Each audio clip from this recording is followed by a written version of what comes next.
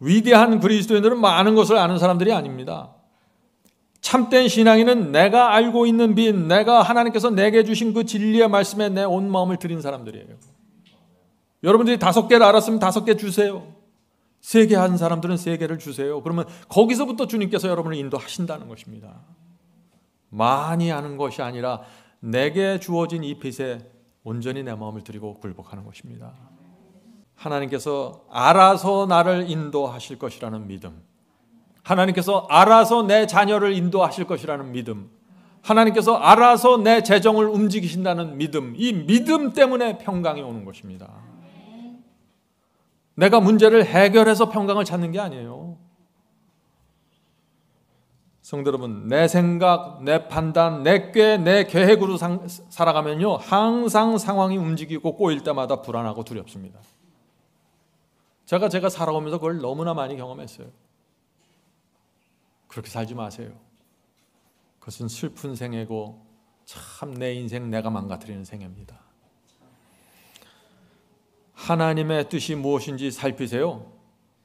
그리고 그 뜻을 붙잡고 사세요. 그럼 어떻게 돼요? 아무리 어려운 일이 있어도 하나님께서 알아서 하시겠지.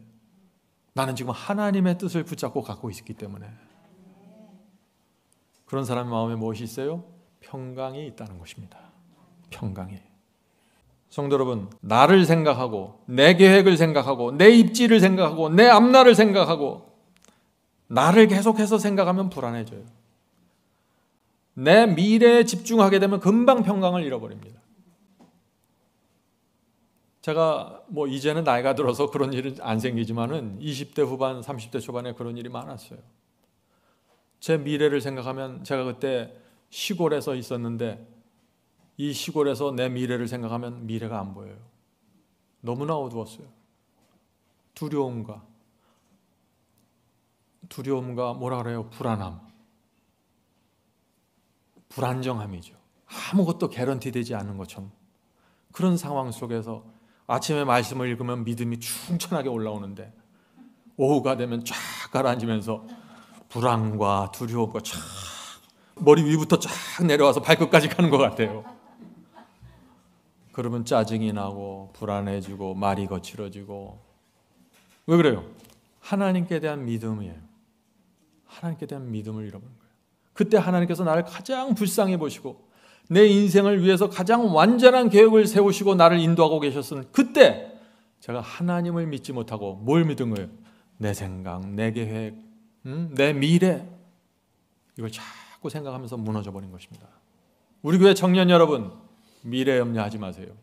미래를 하나님께 맡기지 않으면 20대, 30대 때 신앙을 할 수가 없습니다. 하나님의 능력을 신뢰하십시오. 하나님은 충분히 여러분의 생애를 끌고 가실 수 있는 분입니다. 그렇게 될 때 마음에 평강이 있는 거예요. 이걸 진짜 믿으셔야 돼요. 나를 중심으로 생각하는 것이 아니라 하나님을 중심으로 생각하는 것입니다. 이것이 거듭난 사람의 특징이에요. 여러분의 심령이 정말 말씀과 성령으로 거듭났으면 이렇게 생각하지 말라고 해도 이렇게 생각하게 돼 있어요. 이것은 다르게 생각을 못해요. 심령이 거듭나 버리면. 내 생각대로 계획하고 내 힘으로 길을 열면서 열심히 살아가면요, 일은 될지 모르겠지만 하나님께서 주시는 평강은 사라집니다. 내가 정말 하나님의 뜻을 붙잡고 믿음으로 산다는 확신도 사라져버립니다. 그런데 그래서 제가 이렇게 살라고 여러분에게 권하는 것이에요. 하나님의 말씀을 살피고 하나님의 뜻대로 사십시오.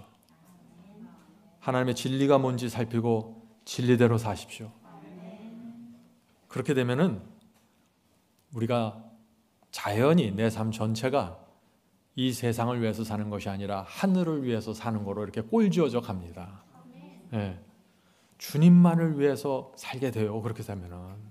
바울도 많은 기회를 가졌던 사람입니다. 사내들인 회원으로 부와 학식을 다 누릴 수 있었던 위치에 있었던 사람이에요. 그러나 바울이 진리대로 살기로 선택했을 때 사람들의 눈에 볼 때 저주 같은 그런 삶을 살았어요. 근데 바울은 모든 것에 감사하면서 확신 속에서 그 생애를 살아갔다는 것입니다. 이것이 비밀이에요. 바울은 핍박받았습니다. 이름도 명예도 없는 사람이 되어버렸어요. 무엇이든지 참되며 무엇이든지 경건하며 무엇이든지 옳으며 무엇이든지 정결하게 살았습니다. 그렇게 살다가 가난하게 되었고 그렇게 살다가 매맞고 고통당했고 순교당했어요. 그것이 하나님께서 바울을 보여주시는 거예요, 우리에게. 그럴지라도 바울은 흔들리지 않았다는 것입니다. 여전히 바울은 하나님을 신뢰하고 감사와 확신으로 하나님께서 자기에게 주신 그 길을 걸어갔다는 것입니다. 그래서 바울이 어떻게 됐어요, 지금? 기독교 전체가 바울을 존경하고 있잖아요. 어떻게 사시겠어요? 오늘 우리가 나눈 말씀대로 살아가면은요, 손해보는 것 같고 인정 못 받는 것 같고 그러죠? 그러나 여러분, 이런 길을 10년, 20년 걸어가면 어떻게 되는 줄 아세요? 여러분들 가족들이 여러분을 진심으로 존경하게 될 것입니다.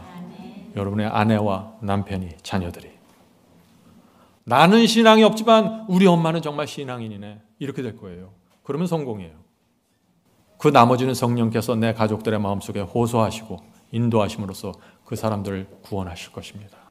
어떤 사람이 괴롭혀도 자족하고 돈이 없어도 자족하고 어떤 문제가 생겨도 하나님을 신뢰하고 감사하고 그러면서 필요한 것이 있으면 구하고 그리고 하나님께 맡기고 마음의 평강을 갖고 그렇게 살아가는 것이 뭐예요? 자족이라고 말하는 것입니다. 자족. 그러니까 이 사탄이 바울을 흔들 수 있는 아무런 것이 없는 거예요. 건덕지가 없는 거예요.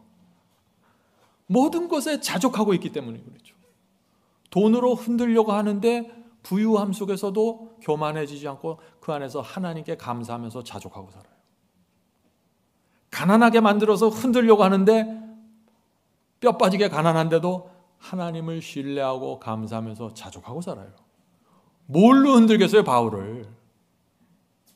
이것이 항상 범사에 감사하고 만족하는 신앙의 비결입니다. 성도 여러분, 우리 온 힘을 다해서 이것에 초점을 맞추고 이것을 배울 수 있도록 주님께 기도해야 되는 것입니다. 이것을 놓쳐버리면요, 여러분이 아무리 교리 해석 갖고 있고 뭘 붙잡고 있어도 다 무너지게 됩니다. 결국엔 무너져요. 모세를 생각해 보죠. 모세는 당시 최고의 대국이죠. 애굽 하면은 지금의 미국보다 더 강력한 나라였는지도 모르겠어요. 그 나라의 왕이 될 수 있는 자리에 있었던 사람입니다. 이 모세는 이 세상에서 얻을 수 있는 모든 부귀 영광을 다 얻을 수 있는 위치에 있었어요. 자기가 원하기만 하면 뭐든지 할 수 있었습니다. 애굽의 최고 자리에 올라갈 수 있었죠. 그런데 어떻게 했어요? 이 모세가 하나님을 위해서 노예가 됐어요. 상상이 되세요? 하나님을 위해서 내가 노예가 되겠습니다. 하나님께서 주신 이 진리 때문에 이 진리를 지키려면 노예가 돼야 되겠군요. 이런 결정을 하는 것입니다. 결정. 신앙은 결정입니다. 여러분의 결정 없이 아무것도 이루어지질 않아요. 성령께서 호소하시고 말씀으로 보여주실 때 계속해서 결정하면서 나가야 되는 것이에요. 성도 여러분, 이 세상에서 조금 더 잘 먹고 조금 더 좋은 집에 살고 아웅다웅 하는 것보다 영원한 행복을 바라보고 사세요. 그러면 이 마음에 감사와 평강이 생기는 것입니다. 이제 여러분도 결정하셔야 됩니다. 그렇죠? 성령께서 여러분 속에 말씀하실 거예요. 내가 이제 무엇을 결정해야 되는 거구나. 모세가 한 그런 결정이 내 생애 속에서 이루어져야 된다는 것입니다. 왜 모세만 결정하고 우리는 결정 안 해야 돼요? 너무 이상하잖아요. 왜 바울만 결정해야 되냐고. 나는 바울만 보고 따라가고 나는 아무런 결정도 안 하고. 성경에 그런 건 없어요. 근데 그런 결정을 하면은 하나님께서 우리를 회복시키고 지키시고 가장 행복한 길로 인도하신다는 것이 성경의 약속이에요. 근데 이것이 보이지 않기 때문에 믿음으로 하라는 것입니다. 보이지 않는 것을 믿음으로. 어떤 상황에서도 하나님을 의지하고 복음을 전할 수 있게 되어야 합니다. 아무리 어려워도 자녀들에게 힘들다고 말하지 말아야 돼요. 왜냐하면 내가 자족할 수 있기 때문에 그런 것이죠. 자녀들에게 우리의 고민을 얘기할 수 있습니까? 얘기할 수 있습니다. 그런데 그것이 어떤 분위기에서 이루어지냐가 중요한 것이죠. 우리 자녀들이 볼 때 정말 자녀들 마음속에서도 걱정이 될 만큼 심각한 상황인데 아빠 엄마가 그 안에서 자족하고 만족하고 하나님께 믿음을 드리면은 가장 강력한 전도가 그때 이루어지는 것입니다. 그때 가장 강력한 성령의 역사가 내 자녀들의 마음속에서 이루어지는 것이에요. 하나님께서 이 자족하는 사람에게 능력을 주신다는 거 잊지 마세요. 견딜 수 있는 능력, 이길 수 있는 능력, 상황을 뚫고 나갈 수 있는 능력을 공급해 주시는 것입니다. 누구에게요? 자족하는 사람에게. 하나님께서 내게 주신 것에 만족하는 사람에게 능력을 주시는 것입니다. 어떤 분들은 돈이 조금만 있으면 금방 교만해져. 기도는 열심히 해. 그런데 교만해요. 어떤 분들은 조금만 높은 자리에 올라가면 거들먹거려요. 거들먹. 조금만 공부 많이 하면 남들 내려다봐요. 어떻게 하나님께서 그런 사람들 신뢰할 수 있을까요? 신뢰할 수 없죠. 능력 주면 능력 주는 대로 교만해지는데 조심하는 거예요. 그래서 성도 여러분, 하나님께서 지금 어떤 사람들을 찾고 계실까요? 어떤 형편에 있든지 자족하면서 진리의 길을 그대로 묵묵히 가는 사람들입니다. 하나님께서 신뢰할 수 있는 사람들입니다.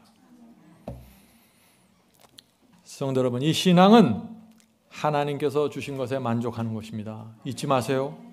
네, 하나님을 너무 신뢰하기 때문에 그분께서 무엇을 주든지 무엇을 허락하든지 자족하게 되는 것입니다. 우리는 이 만족과 행복의 생애를 살 수 있습니다.